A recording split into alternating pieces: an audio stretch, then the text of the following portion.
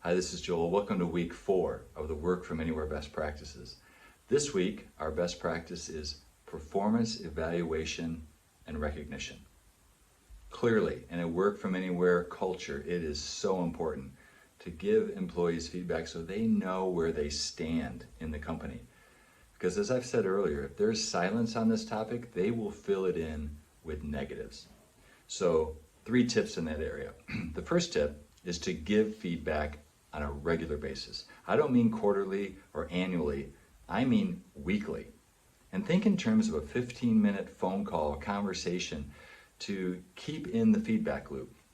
Cisco, a massive company, proved with their managers that if they had a 15-minute conversation every week, those employees had 76% higher engagement scores and 65% lower turnover. So these weekly engagements were incredibly productive.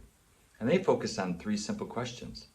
What did you love about your job this week? What did you loathe about your job this week? And what are your goals for next week? So that's a very productive way to have some feedback going every week. The second tip is to get feedback, meaning how are you doing as a leader? And what does your team need from you? That can be intimidating, but it's a great question to ask. And the third tip is to focus on recognition.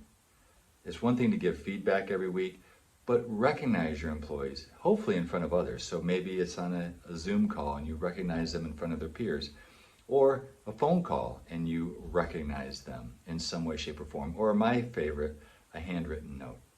So give feedback, get feedback, and focus on recognition, and you'll have a better work from anywhere culture. So stay tuned for next week for best practice number 5. Thanks.